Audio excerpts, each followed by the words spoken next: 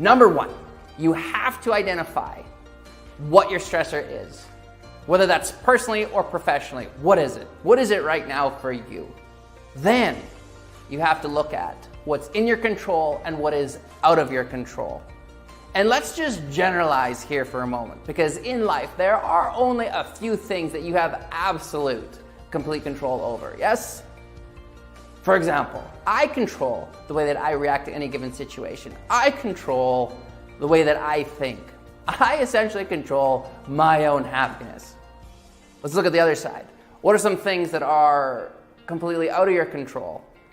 You cannot control what other people think of you. You cannot control the way that others react to the given situation.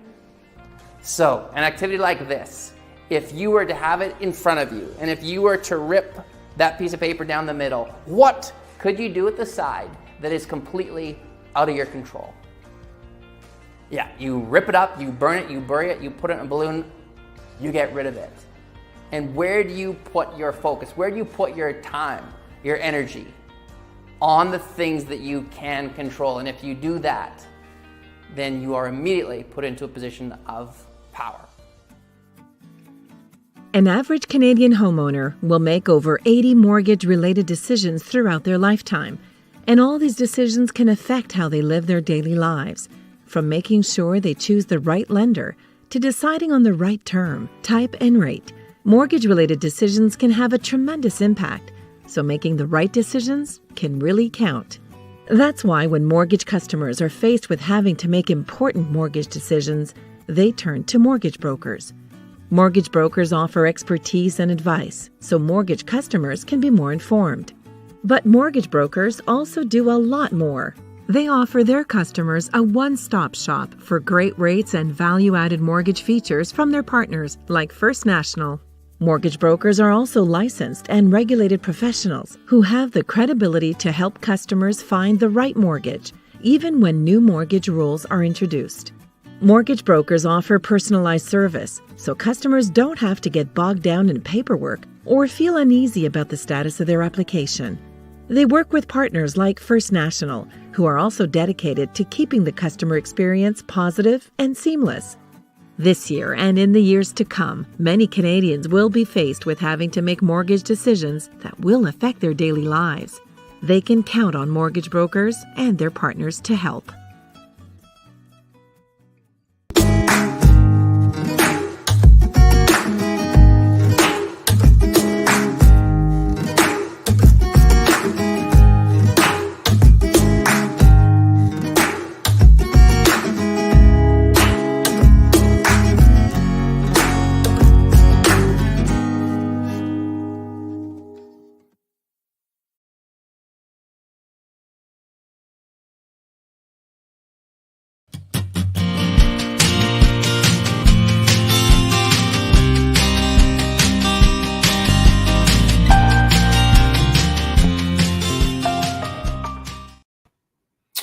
Good morning to all of you. Thank you very, very much for tuning in to the Level Up program again this morning.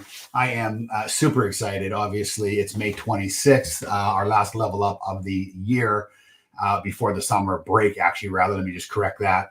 And we have a terrific guest today. Today's program is going to be a little bit different. It's going to talk about a subject that for many years was really kind of swept under the rug. There was this stigma that was attached to mental health and mental illness, and the struggles that typically accompany those challenges. And a lot of you on this call, just through a series of calls that you've been on over the years and our program before, know that we have had immense mental health issues in my immediate family. We have had immense addiction issues in our family, relating to, death, suicide, etc.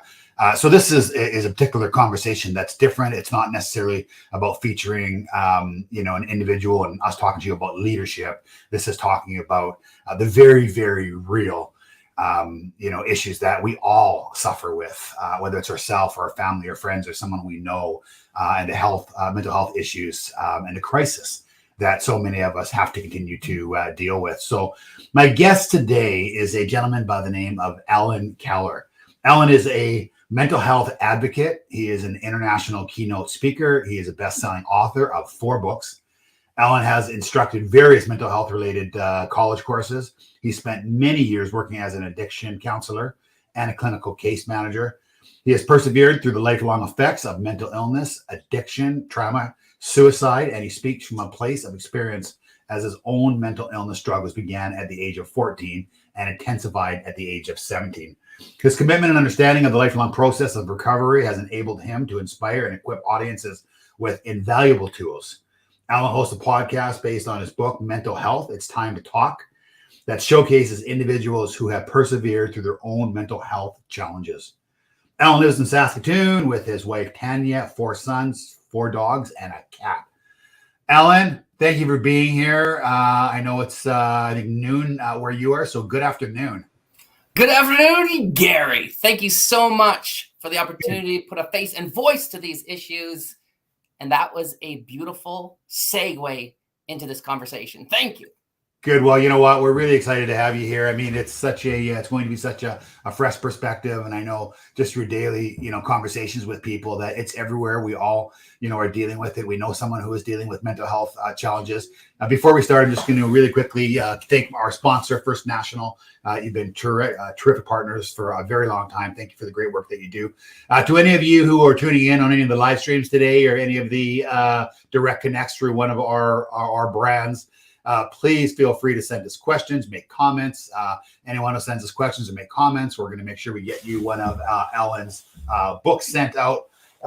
It's Time to Talk. I think it's really, really timely. It's a collection of amazing stories from individuals that have, shared their stories. And I think you'll find that it will really resonate. So Allan, let's go back to sort of the beginning with you. I mean, obviously you were raised in a small town. You were from Saskatoon, and obviously, you've had some very difficult times. Maybe just talk to us about growing up and when you realized that you had struggles, and just share your story with us. Absolutely. What's interesting, Gary, is nobody grows up wanting to struggle with mental illness, right? Nobody grows up wanting to become an addict.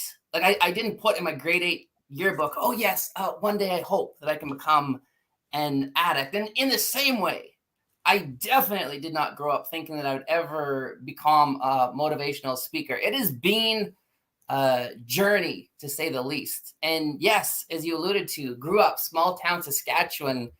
And my identity was one in which I was fortunate to excel in athletics, in academics. Gary, I could always be seen with a smile on my face.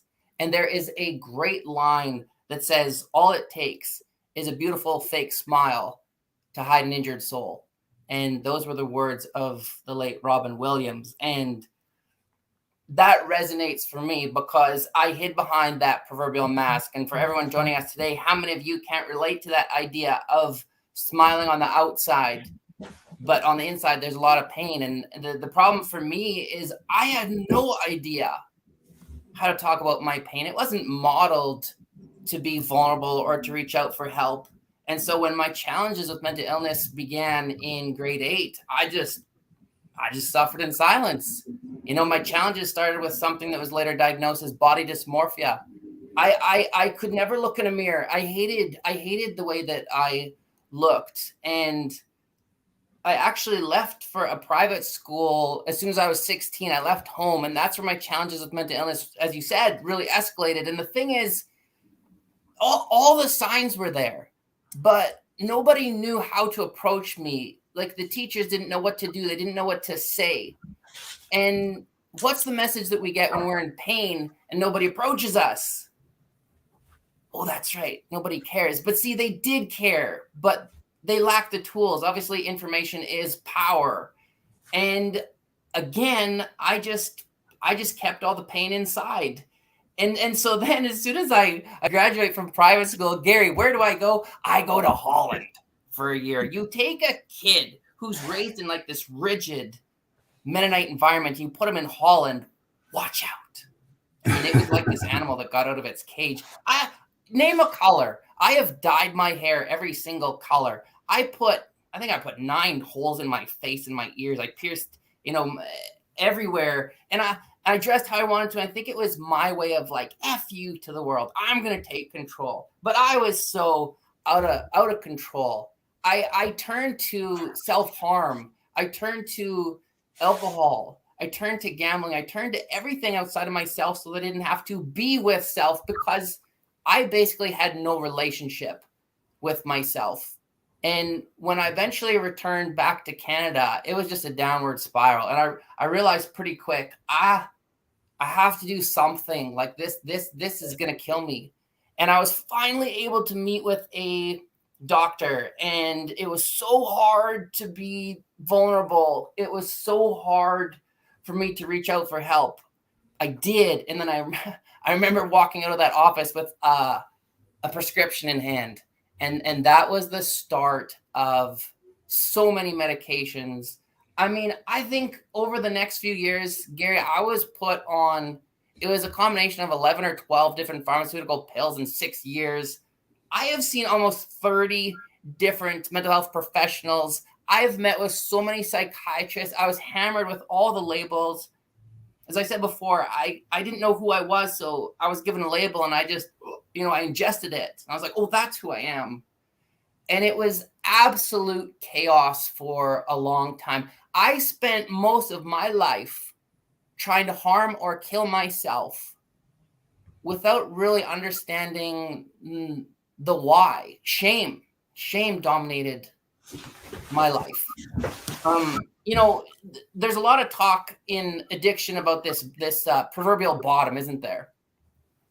I hit many of those. One of which I was teaching. So I was on a field placement when I was in Edmonton at a junior high school teaching special ed. And at this point, my life was just fueled with alcohol. I'm a compulsive gambler. I'm not eating. I'm not sleeping. I'm having seizures every day. And Gary, I walked out of that classroom and I just collapsed in the hallway. And it was one of those points where it's pretty hard to hide that, but still, even when my students are hovering over me and they're like, "Oh, Mr. K, are you okay?" Again, I just smile. "Oh, yeah, no, I'm good." I was so far from good, and that was one of those catalysts where this understanding of, okay, if you want something different, go figure, you have to do something different, which for me required vulnerability. Getting myself into support groups where other people spoke my language, where they had similar lived experiences. So eventually I get myself into groups like bipolar support groups. I got myself into Gamblers Anonymous. I got myself into Alcoholics Anonymous. I got myself into the Saskatoon Sexual Assault Center for other men who'd been sexually abused. It was so hard to do all those things, but it was so liberating because it was in those moments when I realized, what? I'm not alone. Other people have these thoughts. That was significant. But see, I still had this victim mentality. There was an elder, Gary, who I shared a bit with him, and here's what he says. He says to me, "Al, you are not the only person who struggled with mental illness." He says, "You are not the only person who struggled with addiction, and Al, you're not the only person who's been sexually abused."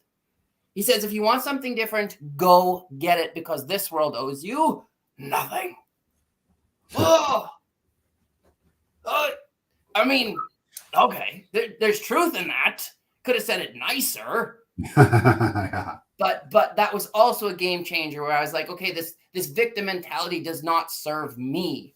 And my saving grace truly was I meet this woman named Tanya, and Tanya had 2 sons, and I had never been around children. And they gave me this gift of loving me for me. It was like this first time where I felt like I actually didn't have to wear a mask. And when I moved in with Tanya and her 2 kids in Saskatoon, I was only 3 months sober. I moved from Edmonton to Saskatoon. I threw my last cigarette out in Lloydminster. Aww. That chokes me up. It's interesting how sometimes we need people to believe in us more than we believe in ourselves, and that's what happened right there. Where thank you for sharing. I mean, absolutely. Yeah. Just the hairs of my back or my neck are going up. Let me go back to something you said in the early parts of this conversation. You said all the signs were there. You said all the signs were there, but nobody else recognized them, sort of thing. So if we're in this call right now and, we think all the signs are there, or maybe, we're missing the signs. It's, a brother, a family member, a child of ours. When someone is really struggling, much like a symptom for a medical condition, what are the symptoms or signs that we should be on the lookout for? I'll share some signs, but I'll tell you this, the number one thing for me is pretty simple, and it's something that we all come into this world with, and it is intuition, our guts. What I'm saying is, if we think that there's a problem, there probably is. I feel as though often we prefer to live in this world of denial because it's more comfortable. Because, Gary, it is hard. And this firsthand with your brother and other experiences, that it is really hard to accept that person might not be doing so well. And so it's easier to ignore it. But then, of course, the problem only escalates. The challenge is we don't always know what to do and what to say. But for me, it was just I started to deviate from leadership roles. And I started to change my peer groups. I started to isolate. I started to withdraw. My grades were slipping. Those were some of the signs that were very evident for the people around me. Right. Yeah. And that makes a lot of sense. So once you met Tanya, obviously you said the children came into your life, and for the first time ever, you didn't have to be somebody you weren't, or they just loved you for who you are. Having that sort of, love and support, did that give you the power to just, cause this is just sort of independent of mine, but I and many others have suffered with, lots of anxiety, extreme anxiety at different periods of our life. And, and I can just speak firsthand. You don't want to share that. I'm always trying, no, I'm good. I'm fine. I'm okay. I'll get through it. I tell myself constantly, right, that it's a superpower to be able to deal with anything yourself and not spread it out to the world, right? And as I hear you speak, I realize that, hey, that's not always the best way to do it. Talk to us maybe about that. You're sitting here right now, you're resonating, someone's hearing you speak and saying, I feel that way, or I don't feel like I'm whole, or I'm questioning myself, there must be more to life right now, like, is this all there is, or whatever it happens to be. How do you make that first step where you go, okay, I feel this way. What can I do right now today to take that first step? Yeah, I'm not a huge fan of Dr. Phil, but there's this great line that he says, he'll say, how's that working for you? Yeah. Not very good. Well, then what are you going to do about it? Silence is not the answer. I came to this understanding pretty quickly that emotions are energy. And where I ran into problems, Gary, is I used to just suppress everything. I had the mentality that I can fix this. I can do this on my own. There's still to this day is this mentality that to reach out for help is a sign of weakness. Any single person who has ever given themselves permission to be vulnerable, who has ever reached out for help, knows full well that it requires absolute courage and strength to be vulnerable. I understand the risks that come from reaching out for help, but I also fully understand the rewards, because as soon as I was able to put a voice to some of my pain, those emotions came out. The definition of healing for me is pretty simple. It's the more that we can get the darkness out, the more room we can make for light. Right. So then the first step for anyone who maybe thinks that, they've been sort of dealing with this quietly for years is to find some sort of person to speak to unload on, find some sort of support group, like just realizing that, that many other people, they're not alone. Many other people are feeling a similar way. Yeah, 100%. And I think it's key. It doesn't have to be a formal counselor, but a person of trust. And when it comes to trust, I have a lot of issues. One of which is definitely trust.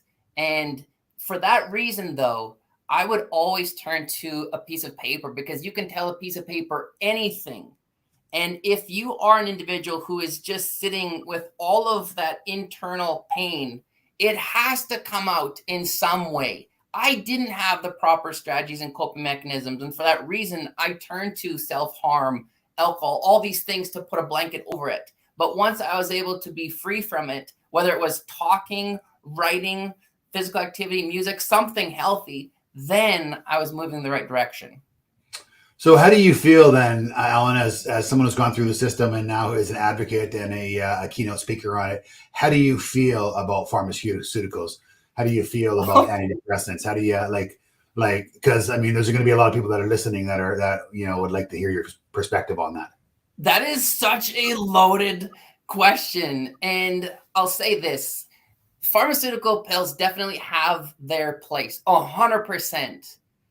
Having said that, I feel as though we live in a society where we want to be better now. Fix me now. I still have a very hard time with sleep.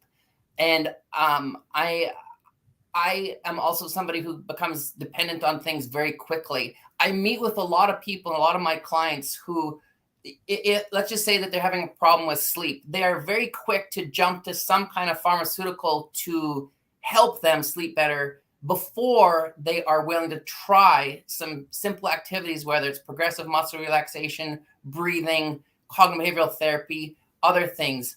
I do believe that medication has its place, but I feel that that place is farther down the continuum. I think that first, it's like, especially in the context of addiction, as an alcoholic, I did not have a drinking problem as much as I had a living problem, meaning I had to lift that proverbial blanket and I had to look at my pain. I had to face it in order for me to heal. And in my experiences, a lot of those pharmaceutical pills were just a blanket over a deeper root cause, which for me was pain. Right. Talk to me about vulnerability. You talk about seeking out someone to speak to, and then, and finally another, thing you speak about is using your voice. I think the using your voice and the vulnerability piece, sort of walk hand in hand. Vulnerability equals strength. How do you embrace and inspire that vulnerability? Vulnerability is very hard. It is still the greatest barrier for people to reach out, especially when it comes to men. I lost my best friend, Justin Andres, to suicide because he had this belief that he didn't want to burden others with his pain. He struggled to give himself permission to be vulnerable. And what I found from all the interviews that I did with the men, it was this great fear. It was always the fear just before making that call or reaching out for help. But if they could pick up the phone, fire a text, or actually start to talk, they felt better. Of course they felt better, because we already talked about this. Emotions are energy. Once they could get some of this out, they felt better. Every single person that I interviewed, myself included, understood that as soon as we put a voice to our pain, we become free from it. We don't then have to hide behind that proverbial mask. It is liberating. And I think that it comes down to, we are often our greatest barrier, because often what we think is going to happen doesn't happen. Where a lot of people that I spoke with thought that they were going to be met with judgment. They thought that maybe it would perceive the way that they would be, or it would impact the way that they were perceived in their place of work. No, when they actually reached out to a person of trust, they were met with compassion and dare I say, love. And more importantly, they felt better. It's risk, but it's reward. I got a question for you around judgment, and I think this will be helpful to a lot of people on this. It is so hard to be an outsider, to see a family member or someone that you love or a friend that you just think continuing to make bad decisions and bad choices, and it's so easy to get mad at them and to say, "Smarten up, come on, you're better than this. Like, stop being a dummy." And, I could tell firsthand with, my family, that, with even my brother, and I've said this before over the years, but the minute I realized that, hey, you know what, like, stop judging all the decisions he's making and just be there and tell him you love him, is the day our relationship got way better and way closer. And, I think he's way more open to, sharing with me. And I still don't get it right. I still get pissed off and I still say to him, what the fuck? Excuse me. What are you doing? Like, what's a stupid decision? How do you, what can you share with us that can equip us with, us as people who are family members to deal with it, so we don't get, angry and we don't get, frustrated. Like, I mean, the day I learned compassion around mental illness, our entire family made it way easier for the entire family. Yeah, I appreciate you sharing that. And anger is often one of our go-to emotions. It's hard, isn't it, to see someone that we care about, someone that we love deteriorate in front of our eyes, because basically we have front row seats to this horrific show. We have 4 dogs, and I love dogs because dogs don't judge. Dogs just truly love. And to your point, when we can understand that this is actually just somebody who's in pain and they lack the tools to manage the pain, that's a game changer. And this is where I guess really information is power, isn't it? Because what I have come to understand is that especially when it comes to addiction, people are just trying to be free from pain. It is logical to want to escape pain and replace it with pleasure, is it not? Right. I mean, the very first time that I drank, I felt what people probably call normal. And I was just so tired of feeling that pain. And then the problem is that we as hurt people end up hurting people. We project that pain. But when we can actually just be seen and loved as who we are, then yeah, that's a powerful thing. Having said that, sometimes in the supportive role, we have to also protect ourselves, because I meet with so many parents and so many caregivers who lose themselves in the journey of the person who's struggling with mental illness and addiction. And I agree, love can always remain, hope can remain, but to protect our own wellness, sometimes those boundaries have to be put in place. And those are hard, but it's necessary, because otherwise what happens is it's like this 3-legged race where we tie ourselves to them. And then if they fall, what happens to us? We fall. And this is the delicate process between enabling and detachment. So maybe just let's sort of continue on that, those 2 items, right? Sort of enabling, one, any advice around that, or how to walk that fine line between enabling it, but yet, being perceived as not caring? Yeah. Enabling in many ways is often described as killing with kindness. And the intention is pure, but sometimes, and this is what's twisted, sometimes, especially in our addiction, we have to experience these proverbial bottoms for us to realize this sucks. Right. I don't want this anymore. And I think that at the end of the day, this is totally dependent on the individual who's in the supportive role. As soon as you feel like this situation is impeding on your peace, on your ability to enjoy your life, then it comes down to who is in the position of power and control. And it is not the other person. We control our thoughts, right? We control our actions. And this is where we have to turn our focus towards self. And that is not being selfish, because often it's like there's guilt. I got to take care of myself. Well, I'm not sure if they're going to make it. You say and do everything so that you don't ever have to look back thinking that you should have done more, because, suicide, for example, that's real. A lot of times, sometimes we feel like if we're not there for them, they might not make it. Right. They might not. Right. But that's not ours to carry. Right. Talking about suicide, and, I read in one of the books, men are dying at a suicide rate that is 3 times greater than females. Why is that? Why is that? When I was a kid, it was the scripts that were around me, scripts which still exist today, that to reach out is that sign of weakness. And when we don't see different things being modeled, such as reaching out for help, then we won't model those behaviors. And so unfortunately for many of us as men, we hang on to those old scripts. There's one of the, in that book that you're giving away on men and mental health, one of the stories features a guy named Murray Drew. And he used to always say, Gary, he would always say, I would rather die than ask for help. That is deafening, but that is the result of all of those scripts that he grew up with. And those are the scripts that prevent people. Dave, you are on the ball. Look at that. There's Murray Drew. Dave's working behind the scenes. He pops that one up. Impressive. Yes, that's Murray. That was quick. Interesting. So, what sort of conversations should we be having? Right? Like, how do we bring? I mean, is it just simply like, hey, we're here for you. If you ever want to talk, please let us know if you want to unload. Like, there was a comment on there. Actually, I want you to do me a favor first. Go back to the comment, Dave, that Romy put up there. I thought it was beautiful. Her last comment, compassion and understanding is the key to the person not feeling stigmatized. Because I know firsthand when someone's approached me and you get frustrated with it and you want to just go, what's going on?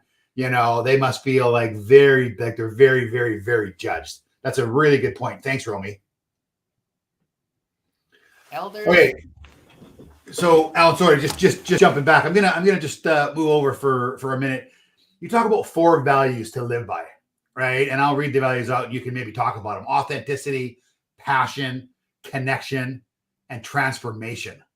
Do you want to talk about those 4 values and how they help? Sure. And then I'll jump back to that previous point Great. About the approach, because I think that's key. Why, for me, Gary, the most important one is authentic. I think that what people want more than anything is someone to just be their authentic selves. I know what it feels like to hide, and that is exhausting. We all know what it feels like to hide behind that proverbial mask. And yes, granted, in our day-to-day life, sometimes we have to wear that mask and smile. But when we can be our authentic self, it becomes liberating. And even in terms of leaders, I meet with a lot of leaders, and I work with a lot of managers who feel that they just have to always present as strong, always appearing as though they're in control. And if they are vulnerable, then it's going to appear as weak. When no, in my experiences, it is the complete opposite. If any of us can just be our authentic selves and say, it doesn't have to be in great detail, but hey, today's a tough day. It's this understanding that vulnerability breeds vulnerability. When we can see someone being okay talking about some of their pain, what that does is it gives us permission to do the same. The 2 most powerful words in this world for me are me too. Me too, because that has to do with connection. Yeah, our friend Joe Roberts just chimed in. Everyone knows Joe from before, Skid Row CEO, and he said, "Weak is strong." Yeah, Joe, good to see your beautiful face up there. Thanks for making this happen, brother. Yeah, I really appreciate that, Joe. Okay, so let's jump back to that piece that we wanted to jump back to. Oh, right. Yes. See, this is the challenge for me with ADD. I'm all over the map. But I do remember that question, and I think that sometimes we have this inclination, this natural inclination to want to fix, to talk. Elders always remind us that we have 2 ears and 1 mouth for a reason. If we can understand that it is not our job to fix someone, if we can understand the power of compassion and just listening, that will serve us well. Because often we'll have this intuition, this understanding that someone around us isn't doing very good. And I think that the most effective way to approach people who are struggling is to simply say this: I don't mean to pry. I just want to let you know, I'm a little concerned. I just want to let you know, I'd be more than happy to listen if you ever needed to talk. Because if you put that invite out there, you have just said that not only do I see you, but now I'm going to give you the invitation to be heard. And that is powerful. And should they choose to act on that invitation, then all we have to do is bite our lip, zip our mouth, and just listen. Because Gary and anybody listening, how many of you can't relate to that where you had a stressful day, you were frustrated, and you just talked about your frustration to someone that you trusted, and they listened, and at the end of those 10, 15 minutes, you sit back and you think, I feel better. Why do you feel better? We already talked about this. Emotions are energy, and you were able to be free from it. There you go. Vulnerability is the new strength. Yeah. So it's interesting because, I firsthand on numerous occasions, just because of sharing sort of, our family history over the years, had people that have reached out to me, and, our friends of people that have reached out to me and said, would you call this person, Gary? I know he respects you or something. And I know he's going through a troubled time. I don't know exactly, what's going on, but I know it's not right. And just by reaching out and talking to these people and just saying, hey, are you okay? So-and-so is concerned with you. And then making them feel that it's okay because I've been through it. I've been through it firsthand with the family member. I can just see these people absolutely just like unload, emotionally, because as you said earlier on, Allan, it just allows them to say, okay, I'm not the only one. You're making this sound normal to me, Gary. You're not making me feel stigmatized like I'm an outsider. You've actually felt this and dealt with this. And you know that eventually, there's hope and it will get better if we take the steps. Share with us the power of hope. I know you talk about the power of hope and how you use hope and how we can empower people with hope. Hope is everything. That's the only word that comes to mind with hope for me, Gary. Everything. I also understand that hope requires action, though. And see, I was a runner. Did you know that you cannot run from yourself? You cannot run from self. Write that down. Yes, against all odds and against all logic, we still have hope. That was the foundation of my recovery, of the life that I have today. I moved 12 times in 6 years. The one thing that I took with me every time was this little picture that was gifted to me from my parents. And it's this picture of a sunrise. And it says, no matter how long the night, the dawn will break. That was my image of hope. I hung that up in every single room because I always said, like, damn it, one day I'm not going to have to fight so hard. There has to be more to life than this hell. There has to be. And getting back to what I said before, then it required action. It's not enough to just hope that. I think what I wanted people to save me. And then I realized, oh, wait, what? We have to actually save ourselves. Go figure.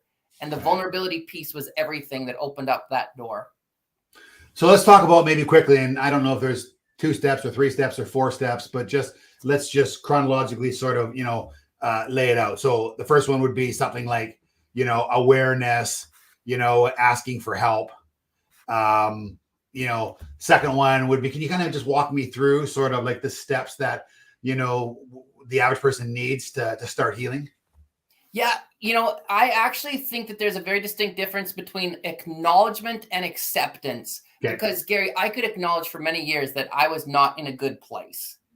To accept that was very different. I feel as though to acknowledge something is the mind's understanding, and acceptance is the unity of mind and soul where we're ready to do something about it. Once we have accepted that we actually need help, we have to give ourselves permission to be vulnerable and make that call. And as soon as we can find that person of trust to just talk to, then it's this old saying that feeling is what leads to healing. And we just have to surround ourselves with people who speak that same language. Like I don't go to Alcoholics Anonymous to work the program as much as I go to be understood. Right. Got her. Makes sense. So sort of acceptance, reach out, try to find some like-minded people that are dealing with it, take action, obviously. Talk to us about maybe some of those action steps. So I've hit the point where I've accepted it. I'm going to reach out. I'm going to, hang out with like-minded people that have felt my pain and know what I'm going through, and then taking action. What does that look like? What are the steps? It looks like work. Healing is work. I think that often in our society, we have this beautiful picture of healing. Healing is ugly. Healing is that ugly cry. It requires going to those places that a lot of people don't want to visit. And I remember an elder said to me, if you're going to go to those dark places, make sure that you take a friend and a flashlight. And I think for me, after I accepted that I wasn't in a good place, after I gave myself permission to be vulnerable, I had to do the work, which meant I had to feel. And I spent most of my life trying to avoid feeling. I had to look at my shame. I had to look at my anger. And I had to then learn new strategies to cope with it. Yeah, sober, resilient, proud. I am proud of that. And it's a work in progress. It doesn't stop. As soon as we stop working, then for me, especially in my recovery, I run into problems. So it is very much highs and lows. I have great days. I have hard days. The difference is that I now have strategies in place. I have people in place that I can turn to, and I have understood that I do not have to fight this on my own. Very powerful. Allan, how do we talk to our kids about this? How do we talk to our kids, and at what stage do we talk to our kids? When do we start talking to our kids about, hey, mental health is a real issue out there. We see it day to day. We're here for you. If you ever don't, when do we broach that? And how do we have that conversation with them, and at what point?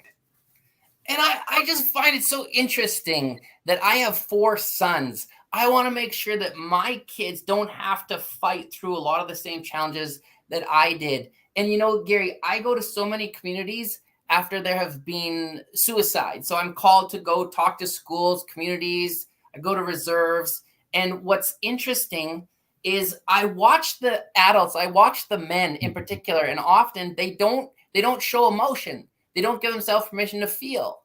Well, kids are always watching, aren't they? And what I'm saying is, if we as adults cannot give ourselves permission to be vulnerable, if kids can't see us maybe crying or reaching out for help, then why the hell would they?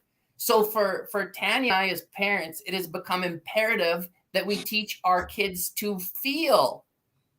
We give them permission to go within. If they're feeling anxious, they now know what that feels like, and they communicate it to us. We have now given them strategies, and rather than us fixing it because we can't, we say, well, what are you going to do about it? We gave you the tools. So now, this morning, Gary, Tanya was meditating with our 12 and 10-year-old. What? It's giving them those skills there. Yeah, those are the 2 ones. Right on, Dave. It's awesome. Yeah. So I love that. Teach your kids how to feel, right? And I guess with that, right, letting them know that being vulnerable and actually sharing the emotions is okay. Is that sort of the takeaway? 100%. It's like we have to give them permission to have these conversations. And I just am someone who has a hard time crying, but if they can see me being a little vulnerable, or that they can understand that I'm having a hard day too, it's that authentic piece. I am who I am. So, Allan, how can we help as many people as possible? For us sitting on this call today, how can we help? Is it just being on high alert? Like if we see something that maybe seems off to us, if we use our intuition as you speak about, many of us would just say, hey, I don't want to get involved because maybe it's, they might feel insulted if I ask them about it. We should actually go the other direction. Like, what can we do, day to day to be on high alert to help others? Yeah. Gary, that's so true, isn't it? Because sometimes we'll be like, hey, how are you doing? No, like, really, how are you doing? And they'll start to talk and we're like, oh shit, sorry I asked, because this is getting a little long.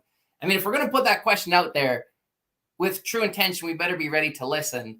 And I think that what we can do is we can just be open to having these conversations. I think that we can continuously check in on the people that we care about, leaving nothing left unsaid. It has to do with connection and forming those connections. It has to do with telling our story. Michael Landsberg wrote the foreword to that one book. And he says, there's nothing contagious about mental illness, but there is something contagious about our stories. Gary, we all have a story. We all have a story. I think that we actually all need to share our story. Like our soul needs to express our story as much as someone probably needs to hear it. And in today's world with social media, it's been pretty cool, especially this last year, to see how many people just take the time to share their story. Dave, there you go again. One of the final stages of healing is when we are able to use our painful experiences to help others. That is a beautiful thing. I have the most twisted sense of gratitude for the hell that I've gone through. Joe, I know Joe Roberts, you're on this call, and it's like you and me, brother. We have gone through hell and back, but we are being used. You know, we all can take some of our pain and turn it into triumph. Yeah. It's funny. I believe that, you know what, you attract the most positive people to your life through vulnerability, not triumphs, right? When you relate to people that I've gone through it too, and I know it, then, you know, it looks like we might have a better life or an easier life. So often that's not the case. The really nice comment on there from, and a really powerful one from Kristen, says the isolation due to COVID. The isolation due to COVID the last couple of years has definitely pushed a lot of people further into the darkness. I lost a parent last year and still work from home and I'm struggling to try to move through the stage of grief. We had Dr. Drew Pinsky on here during the pandemic from the US, the very famous, you know, sort of drug and alcohol credit crisis, you know, sort of advocate. And he had said actually that the last couple years have been and will do immense damage to, you know, to the fabric of our society. He said it's the darkest days for so many people because we are forcing them into further isolation where they're alone. You know, what sort of impact are you seeing through COVID-19? And, you know, does that automatically get better as we start coming out of it? It gets better if we choose to make it better. Right. You know, I feel as though I love the Phoenix. We use the Phoenix. The Phoenix surrounds Justin's initials because it's all about rising up. The Phoenix is in our clothing line, Born Resilient Clothing, because it's all about rising up. Yes, there has been some absolute challenging times, some absolute destruction, devastation. The thing for me is I have to be very, very cautious about not slipping into that victim mentality, because that is an old pattern for me, and it can be the woe is me. Things are very difficult. I think that for us, it's not to minimize our pain. It is not to minimize the grief, because we have all experienced incredible losses from the pandemic. But I think the question is also, what are the lessons? What are the takeaways? And how can we use that as fuel moving forward? Because a lot of people would always say to me, Gary, I just can't wait for this to be done so we can go back to normal. If we go back to normal, then we forgot the lessons that were learned. Because I'll tell you this, the greatest thing that it did for me is it forced me to slow down in this fast-paced, go world. It forced me to slow down. It forced me to feel, which was uncomfortable, but it also led to more healing. Yeah, unbelievably powerful. Listen, as we get to the tail end of our conversation today, and I'm just going to wrap momentarily, Allan, is there anything that you think that we missed that we should have touched on? We got a few minutes left that you would like to make sure you share. No, Gary, I truly appreciate Gary, this is the last show of the year. Last show of the year. And it's meaningful to me because this is a conversation that it doesn't excite people. It doesn't draw people in like, oh, mental health, but it is so necessary. And I love and appreciate the fact that you and your team have made a conscious decision to put it front and center, to be vulnerable, open. I appreciate your own experiences. I know that other people on this call have similar lived experiences, or they wouldn't be tuning in. I feel the support. I feel the love. I appreciate you. I appreciate you all. Allan, you're absolutely amazing. I mean, as I said, goosebumps and hair on the back of my neck, as I alluded to earlier. You know, I don't know anyone who hasn't been affected by it one way, you know, or another, right? Whether it's them, you know, by themselves or individually or someone in their family. And I think we're seeing and hearing more of it right now because the stigma finally, after centuries, is starting to dissipate. And we're starting to understand that this is life, and life is not easy, and it's not fair, and it's hard for others, and it's remarkably hard for others. And there's dark days, and it's okay not to be okay every day. right? I think is the message. And I think that, we have to make sure that we all take this. And, guys, I want you to be able to feel free to reach out to Allan directly. Dave will put up his social media handles there. Please go online. Please tag him. Please tag me. If you enjoyed this today, if you had great positive feedback, Allan, and the kindness and the humbleness, of you, and the fact that you're sharing your story to us, and such a vulnerable story, I can tell you on behalf of all of our listeners, certainly, our company, thank you very, very much for being an incredibly great guy, for being a wonderful leader and a mentor, and such an inspiration to so many. Absolutely brilliant. I'm so grateful. This is redemption. Yeah. Thank you for your kind words. And Joe, again, thank you for allowing me to be part of this. Thank you for introducing me to the great Gary. Yeah, Joey, we'll have to get together and have lunch. We're overdue, pal. Thank you, and thank you for the kind comments. Once again, before I drop here, I want to thank our sponsor, First National. Really appreciate you guys. May 31st, CEO to CEO. I have Alex Lucas from Manulife. He's only been a few months in the CEO role, and it's going to be a great opportunity for us to get to know him better. And then June 1st, very timely, Eddie interviews DLC's chief economist, Dr. Sherry Cooper. Could be one of the most impactful conversation broadcasts to date with Sherry. So looking forward to it, guys. We are back to the Level Up broadcast series in the fall after the summer. Thank you for all of your loyalty, all of your support. Appreciate you, Dave, our team, and to most importantly, all of our agents and owners for believing in us and continuing to represent us and make us incredibly proud of who we are corporately. Thanks very much. Have a great day, guys.